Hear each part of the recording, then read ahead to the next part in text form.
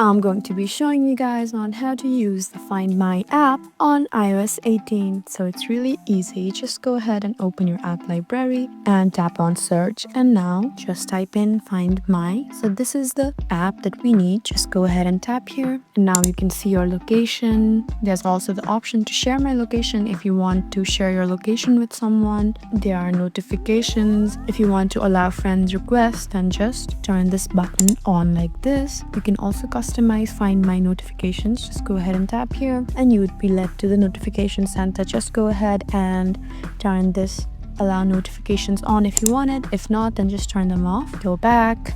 You can also customize tracking notifications. If you go and tap on items, you can just keep track of your everyday items.